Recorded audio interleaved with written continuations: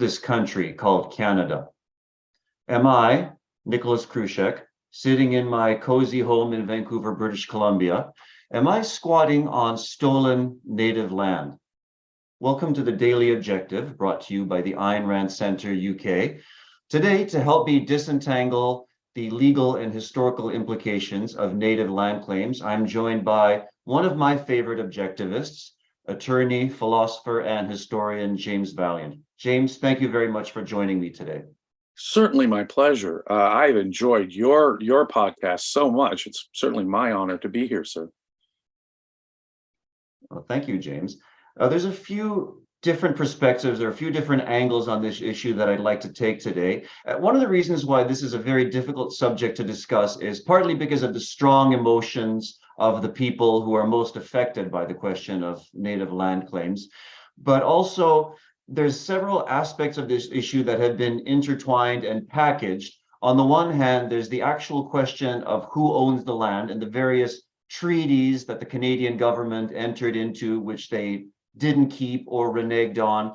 There's the question, the broader question of the treatment of Native people by the Canadian government, including forced assimilation, forced Christianization, and the terrible history of the residential schools, which you can get into a little bit later on. Then there's also an ecological or environmental perspective, which has cropped up pretty recently, and we can address that a little bit later in the discussion.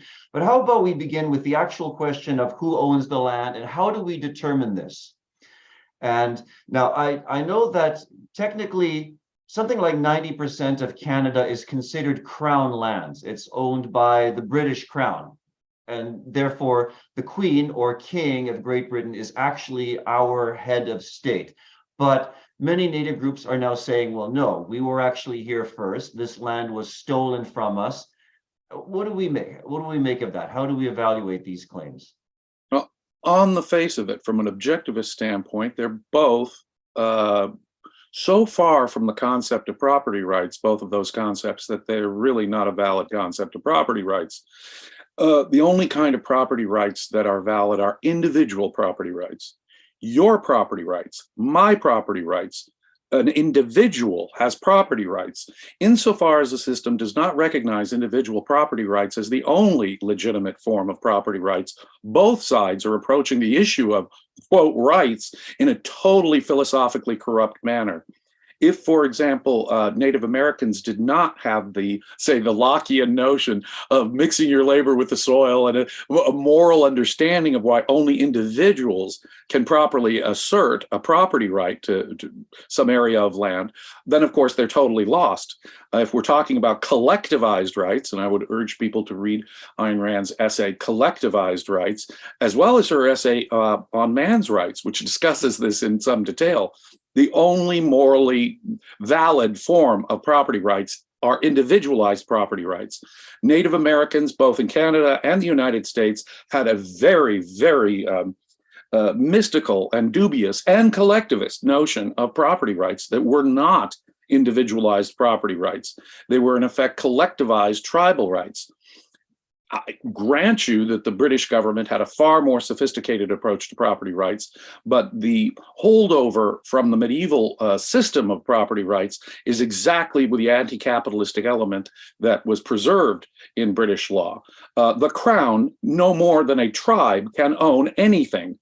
They have stolen the land by force. They have asserted, if I come to a continent and I say, this is all mine, this all belongs to the King of Spain, or this all belongs to the Queen of England, that's not a valid property right. That's just waving your hands around and claiming some mystical pseudo-concept, some anti-concept. What we're looking at are two different forms of corrupt approaches to property rights: governmental or crown property rights, which are an anti-concept, and of course these tribal collectivist rights from people who ranged from early agricultural settlements to literally the Stone Age. But neither of those are valid concepts of property rights. Only individual property rights are valid from an objectivist standpoint. And unless we have a legal system that enforces that, it's not really rights at all that's being enforced. But one group of thugs, their amount of force that they can bring to the subject versus the other. And notice it's a moral issue. There was never any question of the British superiority and their ability to enforce this. The power they could by gun, they could bring out the Mounties and the army and enforce this easily. It's a moral question. This internal guilt that they have over the way they have treated Native Americans that has created this issue, and of course the philosophical corruption of the idea of property rights. You know, it's a strange thing. We were talking before we began this whole thing. In the United States, Donald Trump got a lot of justifiable criticism for his approach to immigration laws, for example.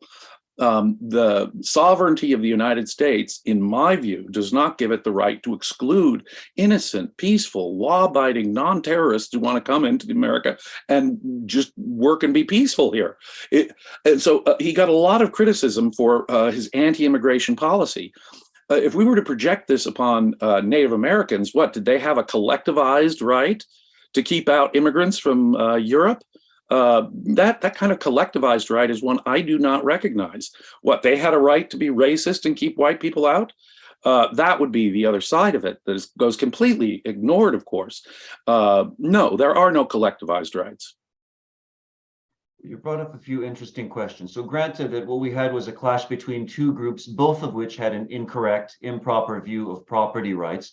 But you also mentioned that there was a range of different states of these various tribes. Some of them were more warlike, lived in a more primitive sort of states. Others were more advanced and they did have something like a legal system. They had various treaties that they recognized. And one of the reasons why this is such a difficult issue to discuss is on both sides, there's a lot of oversimplification, saying, well, the natives, they had no legal system, they had no conception of property rights, and people on the other side saying, yes, they did in some sort of rudimentary form. There's actually quite a bit of variation between the various tribes spread out across North America. Can we say a little bit about that? Absolutely. Those societies which did have, weren't completely nomadic. You know, in human development, you go from the stage of following herds of animals to the point of herding and directing herds of animals. You're still nomadic, and then you settle down and become agricultural. To settle down and become agricultural is when the first need, I think, for real property, land rights, to be sorted out. If you're nomadic people, which a lot of North American natives were, the most you could probably gain in a legitimate system would say an easement to pass through something, or an easement to use property in a certain way. It's only agricultural communities that even begin to develop an idea of this person's rights or that group's rights. In the case of Native Americans, both in Canada and the United States, they did not have a concept of individualized property rights. It was to a family. So they'd go to the patriarch of a certain family, and his descendants are in control of this. It's a clan right. So it's not an individualized right to property. And unfortunately, we don't have, I think you need explicit philosophy, and I think you need written documents to begin to develop that kind of a sophisticated system of property rights. But in sort of, again, a form of collectivized property rights, they absolutely did. And they varied along a spectrum on this. There are certainly huge differences between different, and you go, say, to Mesoamerica, they had high-end civilizations, that built monumental architecture and so forth. And those high-end civilizations, you say the Aztecs, they were engaged in systematic human sacrifice. They were ripping the hearts out of small children on the top of temples to appease their gods. And so when this Cortez and the Spaniards get there in the 1520s, as they wipe these people out, it's a horrific thing. Again, the clash of two comparatively primitive cultures, but when you've got one that's slightly more advanced than the other, looking at that human sacrifice, we're going to wipe that out. Did they have the moral knowledge to approach this in a nuanced way? Either side? No, they did not. But the fact of the matter is there is a great deal of variation, but in no case in North America, whether it was the highest end civilizations like the Aztecs and the Incas in South America, or the agricultural communities of what is in the United States or Canada today, they did not have a concept of individualized property rights. They simply did not. One of the arguments that frequently comes up today on behalf of people who are advocating for native land rights is that the Canadian government, over a period of many generations, systematically had promised natives that they would have their land, entered into treaties with them, and said, yeah, you can have this particular territory where you can practice your traditional rights, hunting, fishing, whatever. And then the Canadian government would renege on these agreements, and they would round up Aboriginals, put them on these tiny reserves, and mistreat them in various other ways. If they protested, they were denied legal counsel. They weren't allowed to represent themselves in court. If they tried to respond with force, they would be arrested, they would be executed. And so how do we address that question? The way, like, why did Canada feel the need to enter into treaties and then break them? That, I think, is the real issue here. Canada, for all the problems, and the United States for all the problems it had, and believe me, in the United States, there were similar cases.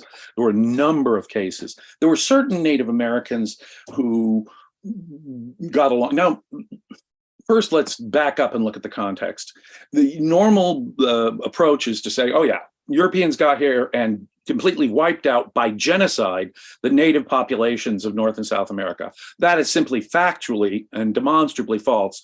90+% of the population, I'm not exaggerating, 90+% of the native or indigenous populations of North and South America were wiped out by disease within the first century and a half, 2 centuries after Columbus's discovery of the Americas. And that, of course, that pandemic, maybe the biggest pandemic in human history, would have occurred whichever way the discovery had gone, and it was nobody's fault. No one knew it was going to happen. But in effect, what the Europeans were doing was repopulating continents that had been depopulated, almost entirely depopulated of their original populations. That is an important context to bear in mind here. There were, and of those natives, the vast majority voluntarily assimilated into European cultures that were coming here. That's another point that gets totally ignored. Lots of Native Americans saw the superiority of the culture that was coming in, the material benefits, the fairness and legal benefits that were coming in, and very much wanted to be absorbed and assimilated. There were groups who did not want to be absorbed and assimilated, obviously. And in many cases, those people were mistreated, badly mistreated, lied to by the governments of Canada, the Royal Government of Canada or the government of the United States, simply lied to these people, put them on places, took them to places they did not want to go, removing them from their places. But part of the problem, probably in my view, began with we recognize your indigenous right. What's wrong with you joining a system of superior rights? We will protect your right better. We will protect your individualized property right better. We will protect your productivity better. We will protect you better than the tribe will. So it seems to me we should never have recognized these governments as legitimate governments, as they were not rights. For the same reason we had the Declaration of Independence and broke from Great Britain in the United States. These were not rights respecting, they were rights violating communities. And in that sense, we should have imposed a more fair system of laws upon them, in my view. Impose justice, impose individual rights. Imposing individual rights is, of course, allowing them to be free in a way they maybe didn't even understand. They hadn't culturally absorbed the idea that it was superior, but there was never, in my view, grounds to do treaties. In effect, these were compromises to keep peace along the way. Now, does that morally justify the way the governments mistreated these native groups in many, many instances? No. And an attempt to enforce assimilation, such as the Spaniards did in the western part of the United States or in Canada, very aggressive attempts at acculturating and making them into good Canadians, or acculturating them and making them into good Spaniards, was brutal, was absolutely brutal in the way it was enforced. So I'm not defending that at all. There again, the government's approach was imperfect. We're going to force it on people, these ideas on people, in a way that I think was improper as well. So it is a complex subject, but I do not recognize either Crown rights or indigenous collectivized rights. There's only one kind of proper property rights, and that's an individual property right. You mentioned quite a few important points there. For example, you mentioned the word genocide, which is being bandied about quite a bit these days. In fact, when Pope Francis came to Canada, I think it was last year, he apologized for various acts of genocide. And there's even a movement now to have the term, there's a term indigenous genocide denial, which is, there's a movement to consider that a form of hate speech, denying that there was genocide against Native people, that it's a form of hate speech comparable to Holocaust denial, for example. They'll probably jail me if I go to Canada and say these things. Well, I live here, so I'm in more danger than you are. You are. You're a direct danger. You're exhibiting a great deal of courage, my friend. Yeah. And then there's the whole and one of the facts that people point to support this idea of genocide is a lot of women, Native women, were forced to be sterilized or forced to have abortions. Like the Canadian government actually wanted to keep Native babies from being born. And well, let's talk very briefly also about that's horrific. I just have to say right off the bat, when policies of either the United States or Canada did stuff like that, they're just downright evil, rights violating. Exactly. That is indefensible on the face of it. Yeah, and then one of the worst, we'll get to the super chats in a minute, but I just want to say one of the worst of the atrocities is the residential schools, it was a practice that was inaugurated in the mid-19th century and continued for almost 150 years. The last residential school closed in 1996.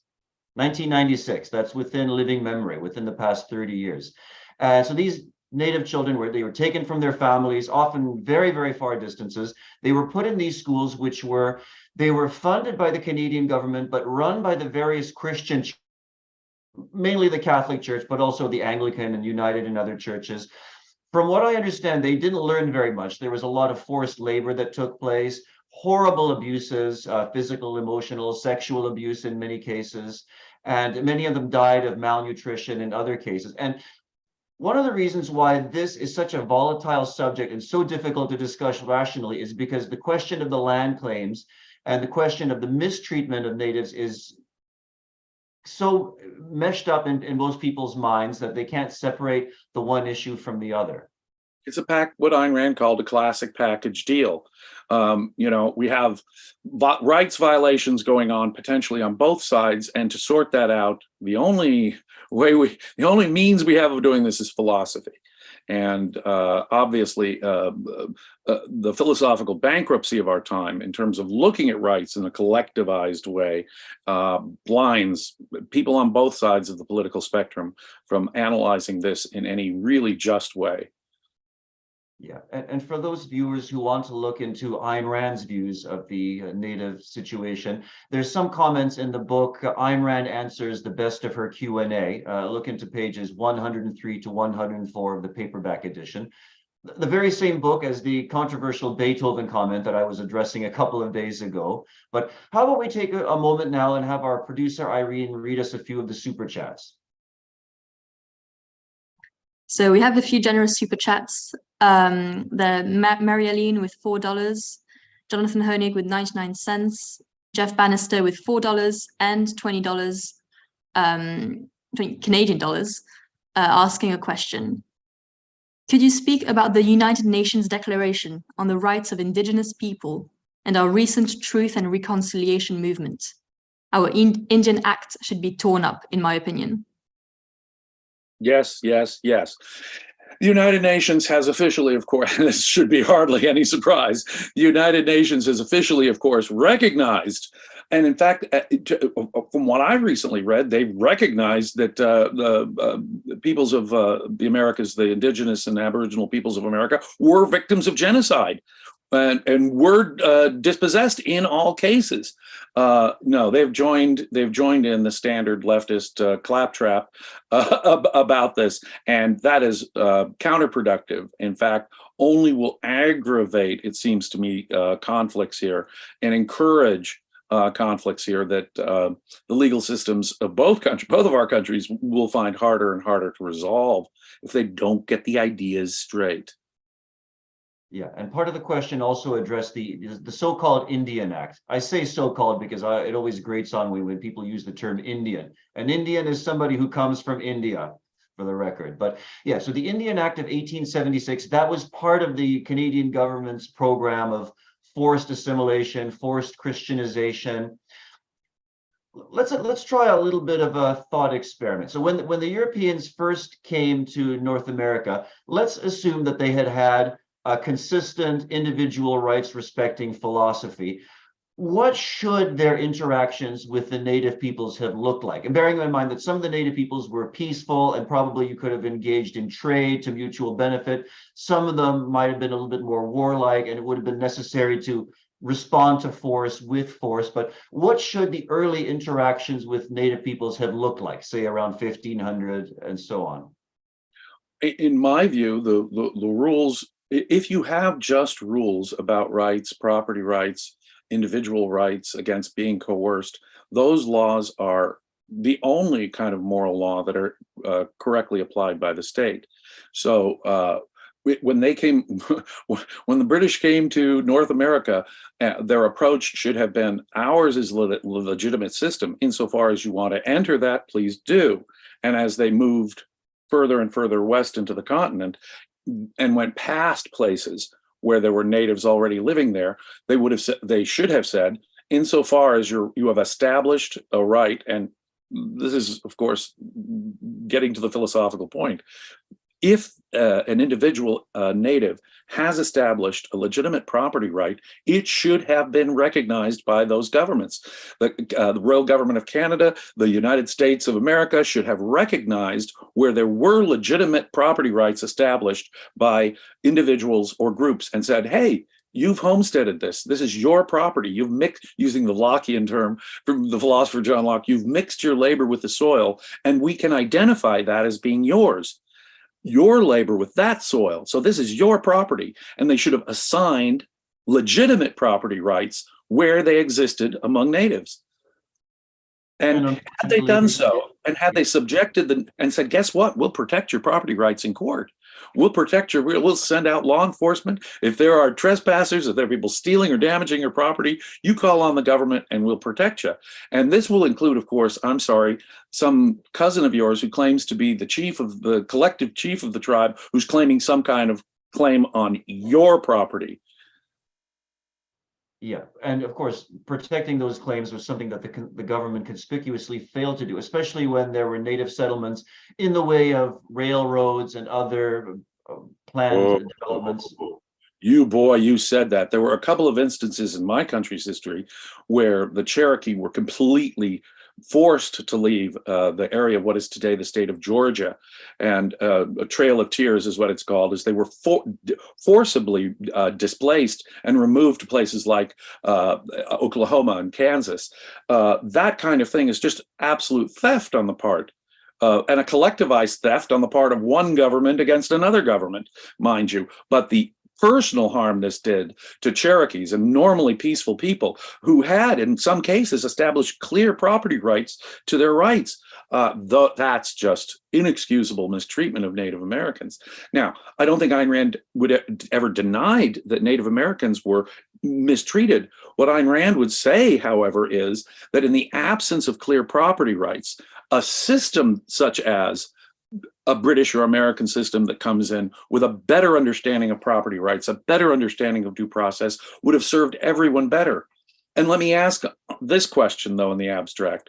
Are the surviving descendants of Aboriginal and Native peoples, those who did survive, say, the pandemic, and those who did survive the terribly unjust relocations and forced assimilations that they were often subjected to, are they better off?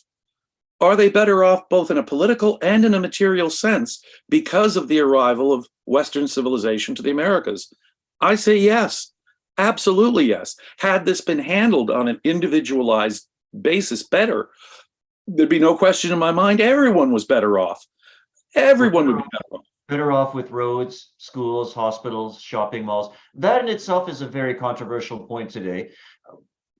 I just finished taking Nikos's CRT course where we had one particular class was on post-colonialism. Nowadays, it's very dangerous to even suggest that Native peoples may have benefited from European technology, European industrialization.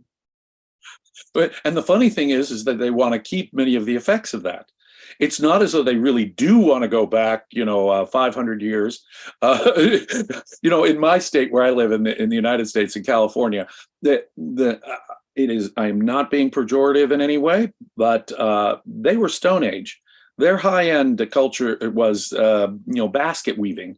The fact of the matter is that their life expectancy, their safety, their longevity, the population returning in good numbers. And the thing is that they're not saying, well, we don't want your medical advances. No, we want medical care. We don't want your education. No, we want your education, but modified to understand our cultural needs and our cultural, you can't take away our culture, as if cultures have rights. And cultures have no more rights than tribes or any collective has rights. Rights are an individual matter. Until you reach that stage, you can't really even morally evaluate, right? You can't really even understand these distinctions at all. But in most cases, yeah, it's controversial. But of course, they are happy to smuggle in, because of course they're blind to the advantages. They're happy to smuggle in all kinds of advantages, in a sort of the goods are here, Mr. Reardon sense from Atlas Shrugged. They want to keep a lot of the technology and stuff, but they also want to keep the native, the pristine, pure. Now, there are pure environmentalists and there are pure cultural, I suppose, purists about it, who would want peoples of North America to go back to their Stone Age, in many cases, level of existence, however short, nasty, and miserable those were.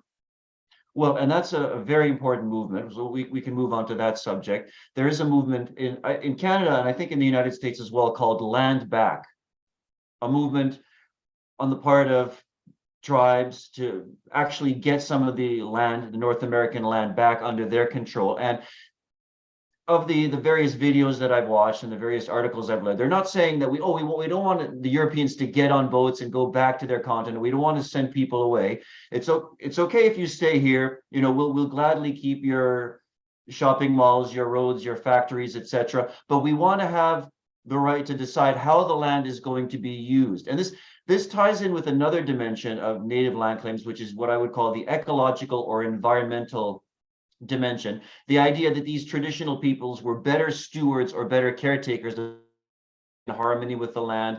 They didn't cause pollution, deforestation, climate change. They're beating that drum as well. And so the native land claims, particularly in recent years, they're really jumping on the climate change bandwagon, the environmentalist bandwagon, as a way of promoting their case and saying, if you give the land back to the natives, it's better for everyone.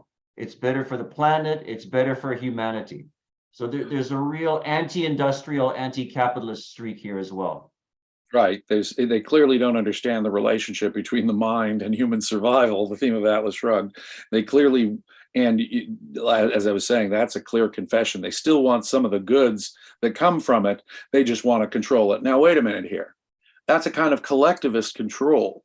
In a property title, let's look at the law of property for a second. When they do a title search, I buy a piece of property, they'll do a title search on the entire history. And if someone had stolen that property, that could create a title problem for me attempting to buy that property.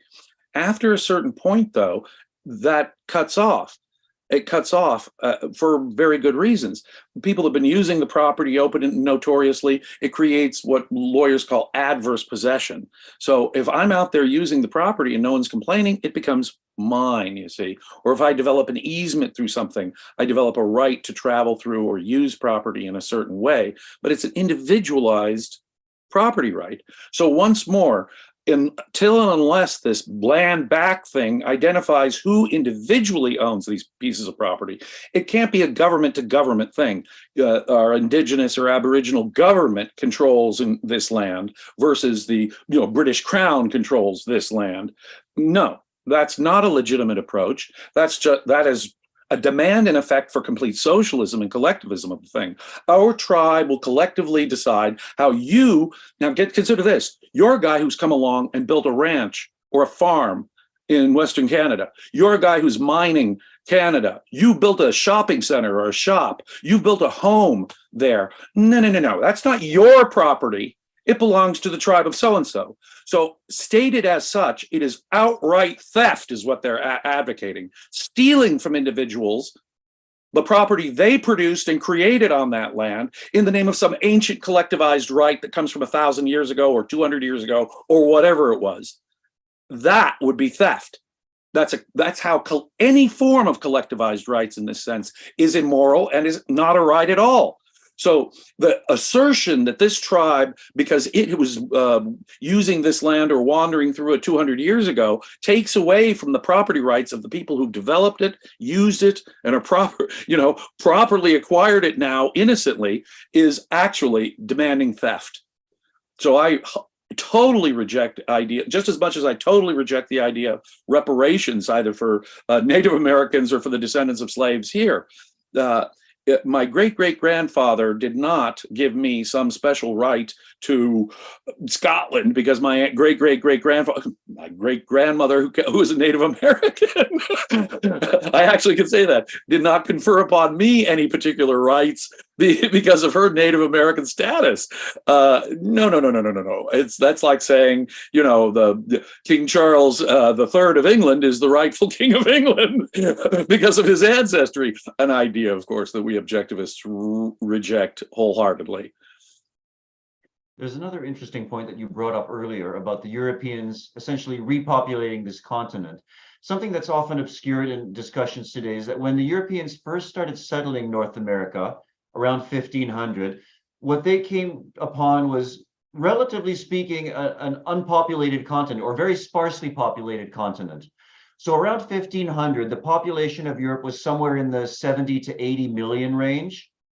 The number of natives living in the territory of Canada, which is a roughly comparable landmass to all of Europe, was somewhere in the neighborhood of 500,000. And there are some lower estimates, some higher estimates, but 500,000 compared to 70 million, 80 million.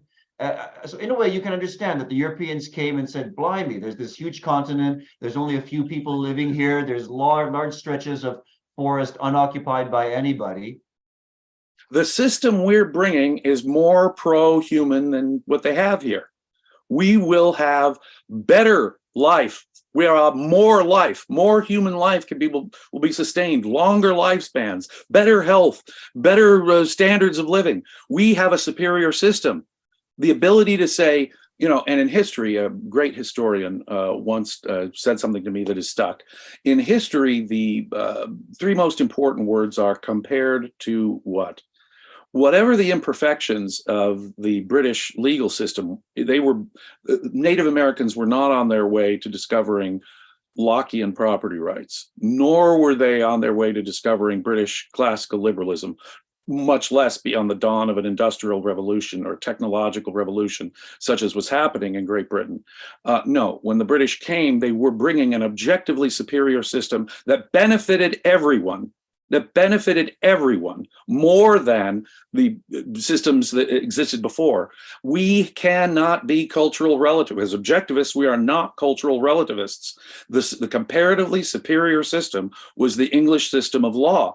Now, having crown property is obviously a contradiction to that. There are only individualized property rights. But insofar as Native groups were rejecting the idea of joining a system that had individualized property rights, they're holding out for an unjust system.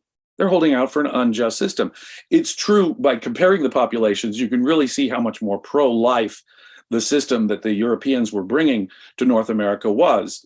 I am not a cultural relativist. I would not want to live as my native ancestors in North America did 600 years ago. You mentioned a couple of minutes ago the question of reparations. Do you see any parallel between the call for reparations to Black people for racism and slavery in the United States and the call for reparations to Native people for stolen land? Yes, precisely. You do not automatically. First of all, moral questions are an individual question. Only individuals have free will. Only individuals think.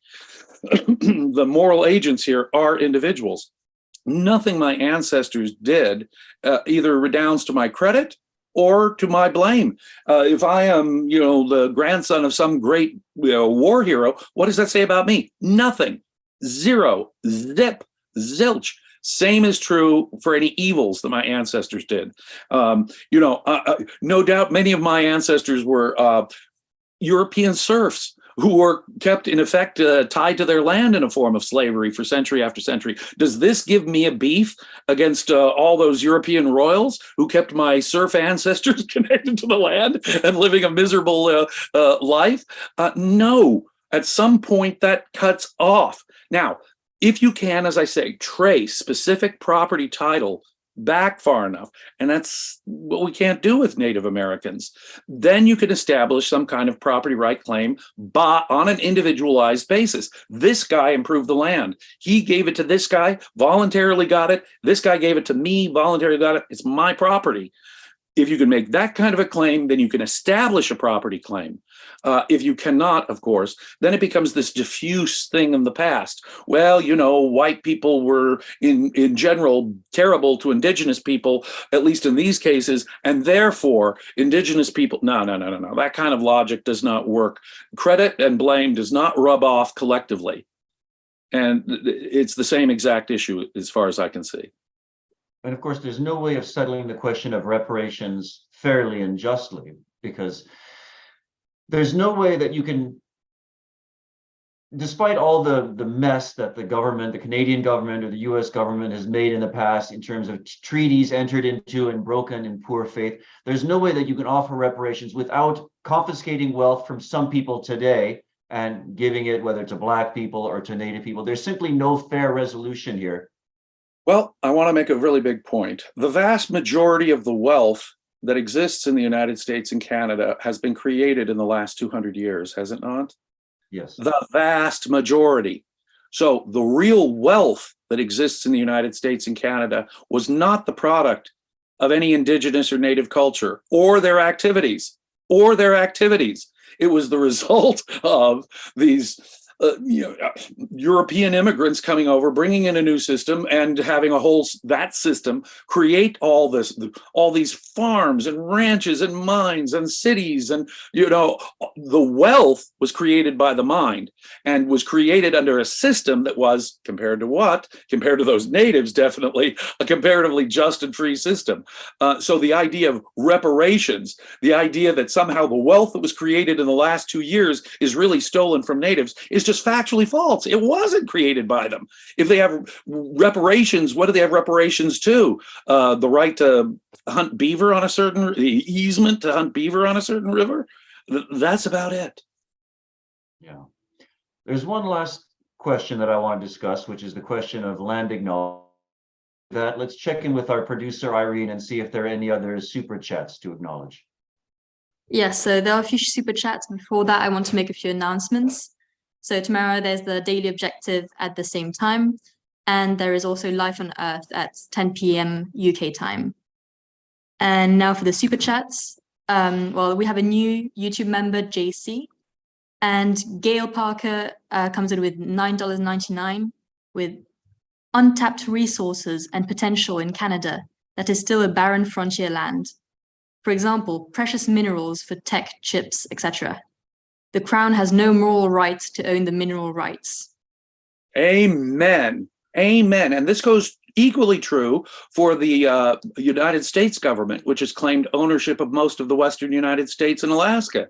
So much, the vast majority of certain states like Alaska and Nevada is owned by the United States government, the federal government. In my view, it's like Crown land in Canada. That's not anyone's property. There's no legitimate property right to that. That area should be homesteaded, allowed to be developed by individuals. And if those individuals happen to be indigenous or native people, they have every right to develop them as well. So no, that whole notion is corrupt in my view. And in fact, back up even further as a historian, what gave socialism and the Labour Party such it seems to me, in Great Britain, is that it was an imperfect system. It still had these medieval lords with their lands entailed to their eldest son and so forth, an unjust property system, which gave properties to certain hereditary elites, starting with the Crown, which controls a bunch of Great Britain still to this day. that corrupt property system was mixed in with a far better property system. But the bad part of that mix came right over to America. There's a sovereign control over certain property in the United States from the federal government. There's sovereign control over a large section of Canada to this day. And all of that is unjust until it gets reduced to individualized property rights. There's one last question to ask, and that has to do with the question of land acknowledgments, which has become an almost ubiquitous practice, certainly in Canada, and I think even in some parts of the United States. This is in academia, in the performing arts, even in sports, beginning any event, any public event, by acknowledging we are on, and they use unceded territory of such and such a tribe or band. And I have a real beef with land acknowledgments, and I want to ask, what exactly are the legal implications of these? Because there was a case a year or two ago in the province of New Brunswick where the government was involved in some specific land claim dispute with some native tribe, and the government of New Brunswick actually issued an order to their employees not to do the land acknowledgements, or to rephrase the land acknowledgements, leaving out the words unceded territory, because they were afraid that there would be actual legal implications, that it would actually give them some sort of a case for reclaiming some of their lands. Yeah, as I say, I mean, if you're the guy who comes along and you see basically unused land and you develop, a fishery there, or if you build a farm there, clearing the forest and tilling the soil and so forth, or if you, build your house there, that's yours. You did it. It's your property right. And there should be no need to acknowledge the fact that, well, this tribe, 300 years ago claimed this area. That is no more a property right against someone who's actually done the work of creating the actual wealth, by the way, that's sitting on that land. They are the owners of that. And what's being asked here for is it's what I love about the acknowledgement question. It's not necessarily taking the property. It's saying just acknowledge that you're a thief. Acknowledge it's not really yours. And that establishes the moral precondition, you see, for further policy nightmares, let me suggest. Well, I have to say, I'm deeply relieved that I'm not squatting on stolen land. James, thank you very much for your insights today. My pleasure. I look forward and thank you for the discussion of Beethoven. He's given me so much, so much for me. That was a wonderful discussion, and I really want to encourage everyone to continue listening to your discussions because they're so valuable. I gained so much from them. And I want to thank the super chats too. It's all because of you. Hit like, hit share, and if you really like it, hit subscribe, hit join, because we're creating a worldwide community here of people interested in objectivism, students of objectivism. I think we're doing some of the most important work today in getting moral clarity, for example, on some of these very hard to sort out issues, such as native rights in the Americas and stuff, which is a hot controversial issue these days. So do consider becoming a member of Ayn Rand Center UK. Thank you very much, James. I look forward to chatting with you in a future episode. Me too. And thank you very much. And thank you to our audience. We'll see you another time. Take care.